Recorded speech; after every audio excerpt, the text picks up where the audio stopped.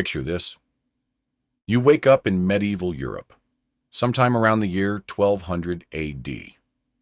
There is no running water in your home, no soap that resembles anything you would recognize today, no deodorant, no toothbrush, no toilet, and absolutely no shower. You share a bed with multiple family members. Your clothes have not been washed in weeks, and the street outside your window doubles as a sewer. And yet, here is the part that surprises most people. Medieval people were not simply wallowing in filth and accepting it. They had systems, rituals, beliefs, and practices around cleanliness that were sophisticated in ways history class never bothered to teach you, and completely baffling in ways that will make you genuinely grateful for your morning shower. Today we are going to go through all of it, the good, the bad, the absolutely unhinged, because the full truth about medieval hygiene is so much more interesting than either the sanitized fairy tale version or the pure disgust version you have probably heard before. Buckle up, because this one gets messy.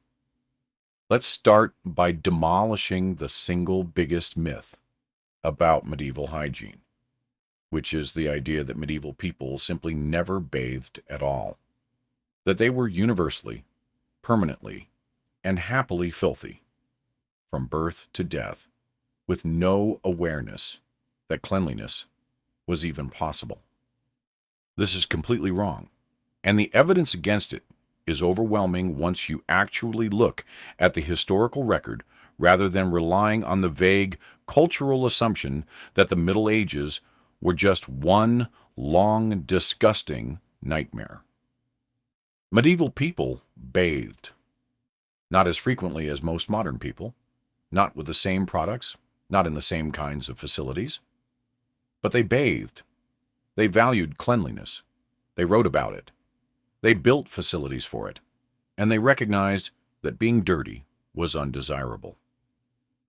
The confusion arises from several sources, partly from the genuine difficulty of obtaining clean water in the medieval period, partly from the later Victorian era tendency to look back on all preceding centuries as barbaric by comparison to their own supposedly superior civilization, and partly from a selective reading of certain religious texts that seems to suggest early Christianity was opposed to bathing on moral grounds. That last point is worth examining carefully, because it is true that some early Christian writers expressed suspicion of elaborate Roman bathing culture, but their objection was specifically to the moral environment of Roman public baths, which had become associated with sexual licentiousness and excessive luxury, not to the act of washing the body itself. By the high medieval period, the Church had no general prohibition on bathing, and in fact monastic rules across Europe often explicitly required monks to bathe regularly, particularly before major religious festivals. What the historical record actually shows is a nuanced picture. Medieval cleanliness practices varied enormously by time period, geographic location, social class, access to water, and cultural tradition. And understanding that variation is far more interesting than the simple myth of universal medieval filth. Here is something that genuinely surprises most people. Medieval European cities had public bathhouses, and they were enormously popular. In medieval Germany, they were called Badestuben. In France, étuves. In England, stew houses, the name coming from the old French word for a heated room. And in major cities like Paris, London, Bruges, and Cologne, there were dozens of them operating simultaneously, serving large portions of the urban population on a regular basis. A survey of Paris in the 13th century recorded at least 26 public bathhouses, operating within the city, open 6 days a week, serving customers who paid a small fee to use the facilities. These were not simple rooms with a tub.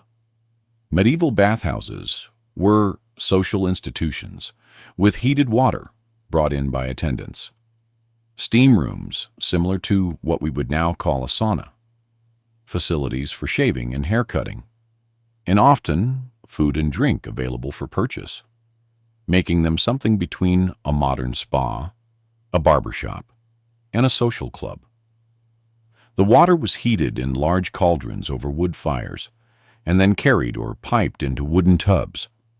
And the standard arrangement in many bathhouses was for multiple people to share the same tub simultaneously, which strikes modern sensibilities as deeply unhygienic, but was considered entirely normal in a medieval context where bathing was understood as a social activity rather than a private one. Medieval bathhouses were also, somewhat inevitably, associated with prostitution.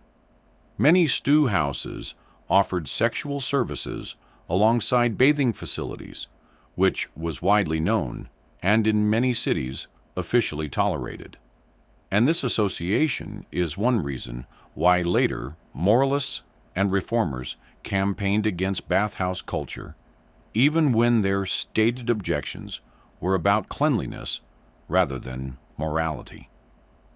The decline of public bathhouses in the 16th century is often cited as a turning point in European hygiene history, and it coincided with two major developments. The Protestant Reformation, which brought renewed suspicion of any institution associated with sexual immorality, and the catastrophic arrival of syphilis in Europe in the 1490s, which spread rapidly through bathhouse populations and caused public health authorities across the continent to order bathhouses closed in an attempt to contain the epidemic, leaving European cities without their primary public washing facilities at precisely the moment when population density was increasing and sanitation demands were growing. Medieval people did have soap, but not soap as you would recognize it, and not available to everyone equally. True soap, made by combining animal fat or plant oil with an alkaline substance through a process called saponification, was known in the medieval period and produced commercially in certain cities. With Castile in Spain, Marseille in France, and later Bristol in England becoming known centers of soap production, Castilian soap in particular, made from olive oil, was considered a luxury product of high quality and was exported across Europe to those who could afford it.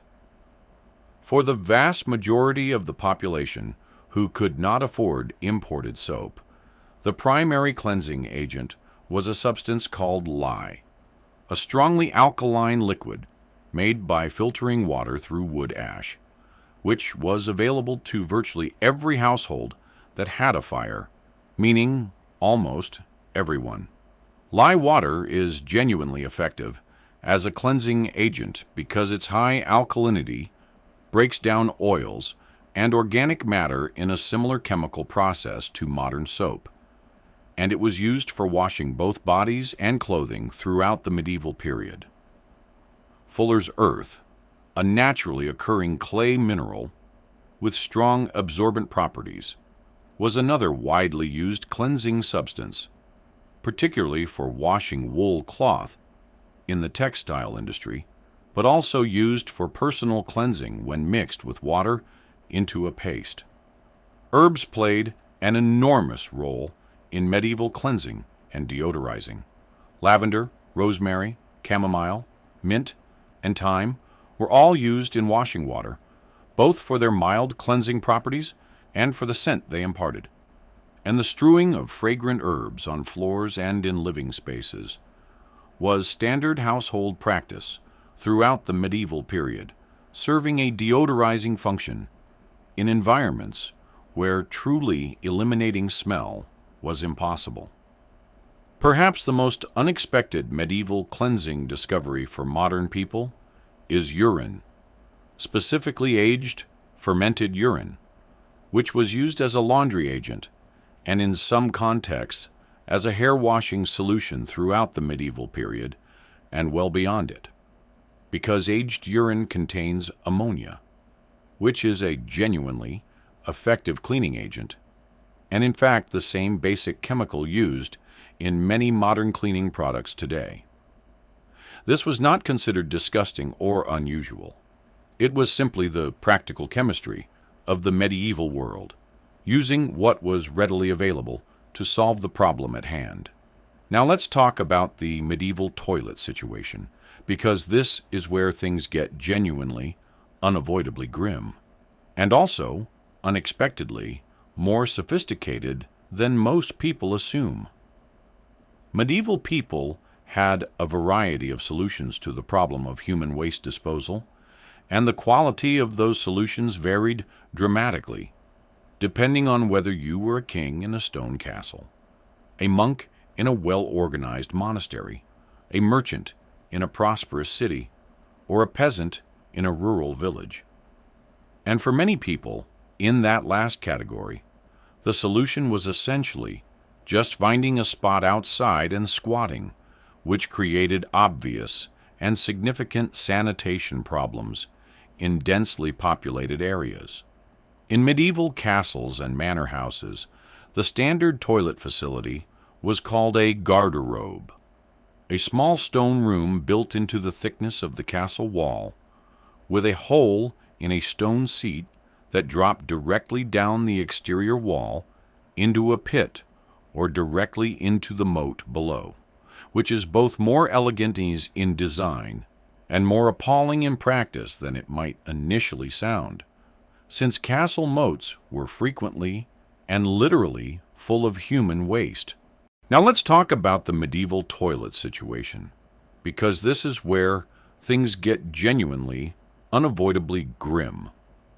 In castles, the standard toilet was called a garderobe, a small stone room built into the castle wall with a hole that dropped directly down the exterior wall into a pit, or the moat below. The word garderobe literally means wardrobe in Old French, and clothes were stored near these rooms because the ammonia rising from below was believed to repel fleas and moths, which is actually chemically true, meaning medieval people accidentally solved an insect problem while creating a catastrophic smell situation right next to their best clothing. Monasteries were the most sophisticated sanitation engineers of the era, building stone channels using diverted streams that flushed waste away continuously on exactly the same principle as a modern flush toilet. In cities, waste from upper-story windows was announced by shouting "Gardez low," watch out for the water, before being thrown into the street below, which is the origin of the English word loo, and which tells you everything about what walking through a medieval city actually involved. A specialized profession called a gong farmer developed specifically to empty cesspits under cover of darkness, one of the most essential and least glamorous jobs in all of medieval life. Medieval people did clean their teeth, not with anything resembling a modern toothbrush, but with chewed twigs, whose frayed ends functioned as rough brushes, carved bone picks for dislodging food, and tooth powders made from ground chalk, charcoal, salt, and dried sage. Some of these actually worked. Charcoal is genuinely abrasive and absorbent. Salt has mild antibacterial properties. An oil of cloves, used for toothache, contains eugenol, which is still used in modern dentistry as a topical anesthetic today. What medieval people had absolutely no understanding of was the role of sugar in tooth decay. And the irony is that medieval skeletons often show surprisingly good tooth preservation compared to later periods precisely because refined sugar was an expensive luxury for most of the medieval period. Once sugar became widely available, teeth got dramatically worse across the entire population. For seriously damaged teeth, the only option was extraction performed by a barber surgeon using a tool called a pelican, in a procedure that was as painful and traumatic as it sounds, and that carried serious risk of jaw fracture and fatal infection. Medieval people cared deeply about their hair as a marker of social status and moral standing, while living in conditions that made keeping it genuinely clean extremely difficult.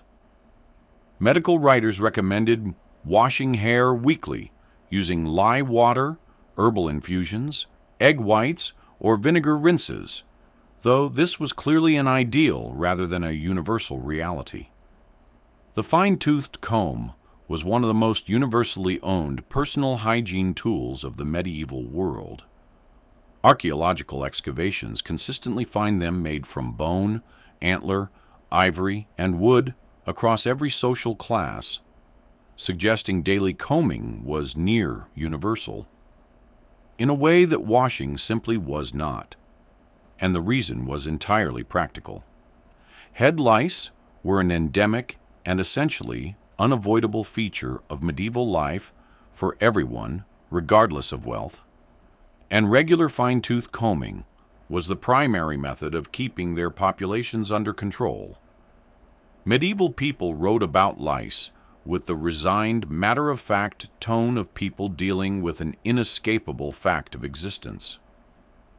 For the wealthy, elaborate hairstyling required personal attendance, scented oils, herbal rinses, and egg-based setting compounds, a significant daily investment that the vast majority of the population could never have imagined affording. And that represented one of the clearest visible markers separating the medieval elite from everyone else. And that is where we will stop for today. The toilet, the teeth, and the lice. 3 windows into a world that was doing its absolute best with what it had. If this gave you a new appreciation for your morning shower, your toothbrush, and your bottle of shampoo, then it did exactly what it was supposed to do. The full script continues from segment 8, covering medieval clothing, street smells, the church, the Black Death, and everything else. So hit subscribe so you don't miss the next part. Leave a comment with what surprised you most from today, and I will see you in the next one.